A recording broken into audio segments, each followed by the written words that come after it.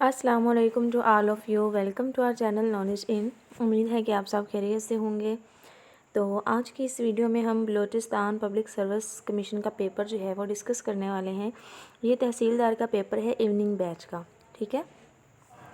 आज ये पेपर लिया गया है तो हम इसको डिस्कस करते हैं। तो वीडियो को एंड तक लाजमी देखिएगा क्योंकि इसमें जीके का पोर्शन भी ऐड है डिस्क्रिप्टिव के साथ साथ जो है ना, इसमें जीके के एमसीक्यूज़ भी आए थे। तो अगर तो आपको सारे एमसीक्यूज़ आते होंगे तो वेल एंड गुड है, आपकी तैयारी अच्छी है। और अगर कोई नहीं आता होगा तो वीडियो से आपको वो भी याद हो जाएगा। तो वीडियो को एंड तक लाजमी देखिएगा। सबसे पहला क्वेश्चन था जी इसमें, right brief notes on any 2 of the following topics, यानी 3 टॉपिक्स दिए गए थे, इनमें से किसी 2 पे जो था ना वो नोट लिखना था। यानी 15 नंबर का नोट आपने एक क्वेश्चन पे लिखना था और 15 नंबर का एक पे लिखना था। टोटल जो 30 मार्क्स थे वो इस पोर्शन के थे। क्वेश्चन 1 था, how can Pak Afghan Iran cooperation contributes to sustainable peace in the region, ठीक है। सेकंड क्वेश्चन था, is relief reliance the key to achieving economic stability in Pakistan. And third question था, how has Pakistan political system evolve throughout its history. तो इसमें कोई भी 2 जो हैं जो आते होंगे वो अटैम्प्ट किए जा सकते थे। नेक्स्ट क्वेश्चन नंबर 2 है जी, define and explain any 5 of the following. तो ये टोटल 6 टॉपिक दिए गए थे, इनमें से 5 जो थे वो अटैम्प्ट करने थे। तो हर क्वेश्चन जो था उसके 2 मार्क्स थे। क्रिप्टोकरेंसी था, आप इस पे नोट लिख के इसको एक्सप्लेन कर सकते हो। अर्बनाइजेशन था, बढ़ती हुई आबादी, अर्बनाइजेशन बढ़ती हुई शहरी आबादी, यानी जो शहर जो है उन ज़्यादा हो रहे हैं। इसके बाद प्रोफ्यूमो अफेयर है, फिर चैट जीबीटी था, फिर फिजिकल डेफिसिट, निब्योला एंड न्यूक्लियर एनर्जी। तो इनमें से किसी भी 5 टॉपिक पे नोट लिखना था जो आते थे अच्छे तरीके से, ठीक है। और हर एक जो क्वेश्चन था वो 2 नंबर का था। क्वेश्चन नंबर 3 था जी, आंसर द फॉलोइंग क्वेश्चंस, इनमें से 2 अटैम्प्ट करने थे। Why was the partition of India significant in world history, and why are rivers important for agriculture.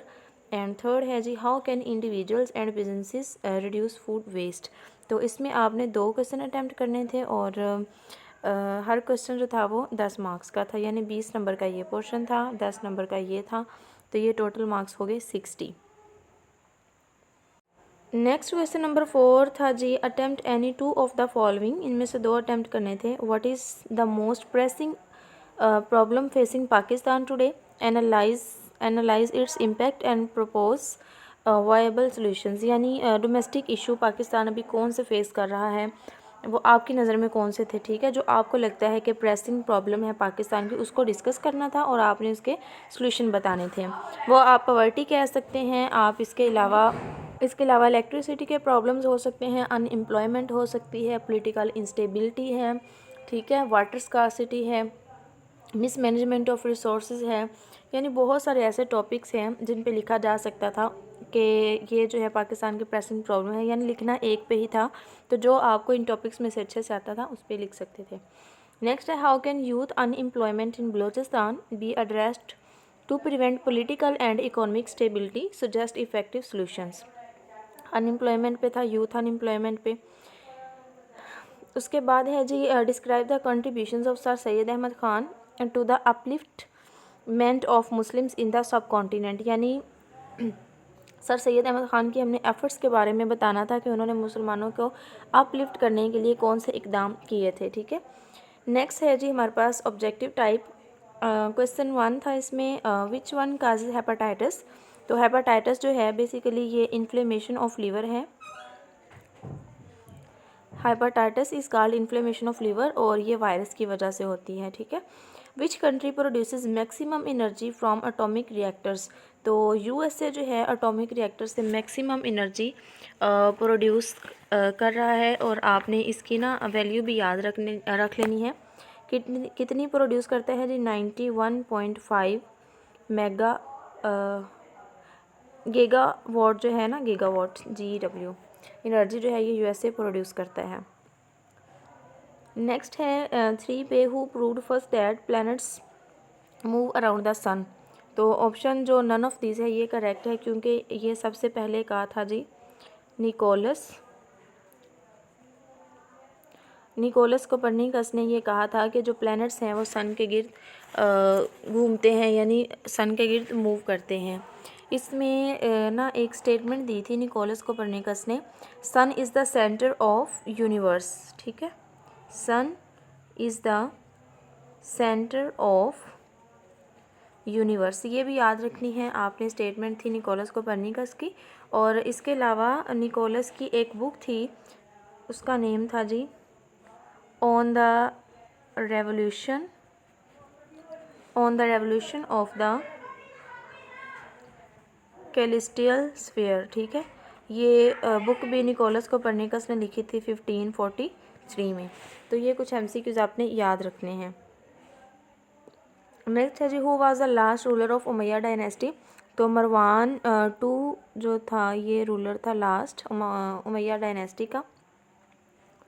How many people are required for जमात prayer. तो जमात prayer के लिए 2 लोग चाहिए होते हैं। Name the battle in which हज़रत Khalid bin Walid participated for the first time. तो हज़रत खालिद बिन वलीद ने ग़ज़वा मोता में सबसे पहले पार्टिसिपेट किया था। ठीक है, और इनकी डेथ पूछी जा सकती है, 642 में इनकी डेथ हुई। फिर इनके बारे में ये पूछा जाता है कि कौन से कबीला से इनका ताल्लुक़ था। तो इनका ताल्लुक़ कबीला बनु मखजूम से था। और 8 हिजरी को इन्होंने इस्लाम कबूल किया था। ये आप इस्लाम कबूल करने वाला जो चेक करेंगे ना कि हज़रत खालिद बिन वलीद ने कब किया, तो आपको डिफरेंट वेबसाइट पे इसके डिफरेंट आंसर मिलेंगे। टेस्ट पॉइंट PK पे 8 हिजरी है। ठीक है, वेल नोन वेबसाइट है फॉर 1 पेपर प्रिपरेशन। इसके अलावा सिंपल गूगल पे जाएंगे तो वहाँ पे आपको 7 और 8 दोनों डेट्स ही मिलेंगी। नेक्स्ट है जी, in which direction of Pakistan the Hindu का range merges with Pamir plateau. तो इसका जी करेक्ट आंसर था नॉर्थ। ठीक है, which river does not flow from Jammu and Kashmir. तो जम्मू एंड कश्मीर से रिवर रावी जो है ये फ़्लो नहीं करता। इसके अलावा ब्यास रिवर जो है वो भी जम्मू एंड कश्मीर से फ़्लो नहीं करता। नेक्स्ट है, the head quarters of the Pakistan navy is in Islamabad. And after how long Pakistan secured a gold medal in the Olympics 2024। तो 40 साल बाद पाकिस्तान ने ओलंपिक्स गेम में गोल्ड मेडल जीता, और ये अरशद नदीम ने जीता था लास्ट टाइम। ये कंप्लीट डिटेल मैंने बताई थी इसकी कि कितने मीटर जो था उन्होंने वो नेज़ा थ्रो किया था, जवीलाइन थ्रो किया थी, सारा कुछ डिस्कस किया हुआ है। In which year did the Titanic sink. तो टाइटैनिक जो थी ये कब सिंक हुई थी। ये क्वेश्चन जो है बहुत दफ़ा रिपीट हो चुका है, तो आपने इसकी कंप्लीट डेट याद रखनी है। 14 अप्रैल 1912 में टाइटैनिक जो था ये डूबा था। ठीक है, 1912। फिर है जी, which country is known as the land of the rising sun. तो जापान जो है इसको land of the rising sun कहा जाता है, और जापान का ओल्ड नेम जो था वो था Nippon. Which ancient civilization is known for the creation of the cuneiform script. तो सुमेरियन सिविलाइजेशन जो है इसको कहा जाता है कि क्यूनिफॉर्म स्क्रिप्ट जो था वो इस सिविलाइजेशन ने दिया था। Who is considered the father of modern physics. तो अल्बर्ट आइंस्टाइन जो है इनको फादर ऑफ मॉडर्न फिज़िक्स कहा जाता है। नेक्स्ट है, which of the following is the largest desert in the world. तो अंटार्कटिक पोलर डेजर्ट जो है ये लार्जेस्ट डेजर्ट है इन द वर्ल्ड, और 3rd नंबर पे आता है Sahara desert. What does PRA stand for in Punjab. तो पंजाब रेवेन्यू अथॉरिटी जो है ये फुल फॉर्म है जी PRA की। What is the term for a word spelled the same forwards and backwards.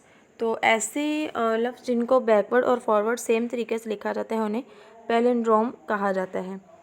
Which battle is considered the turning point of the American civil war. तो battle of Gettysburg जो थी इसको turning point कहा जाता है कि इस बैटल की वजह से अमेरिकन सिविल वॉर में एक टर्निंग पॉइंट आया था। ठीक है, और इस बैटल को कहा जाता है कि ये ब्लडीएस्ट बैटल थी। इसमें तकरीबन 51,000 लोग जो थे वो मारे गए थे इस जंग में।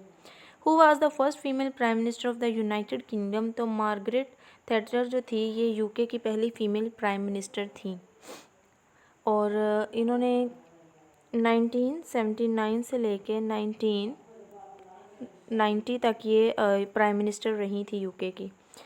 विच philosopher is known for the phrase I think therefore I am. तो ये फ्रेज़ जी रेनी डेस्कार्टस की है। ठीक है, तो उम्मीद है कि सारे तो वैसे पास्ट पेपर के MCQs थे, अगर कोई आपको नहीं भी आता था तो वो आज आपको याद हो गया होगा। तो मिलते हैं इंशाल्लाह नेक्स्ट वीडियो में, उसमें हम डिस्कस करते हैं बलूचिस्तान का मॉर्निंग वाला पेपर। तब तक के लिए अल्लाह हाफिज़।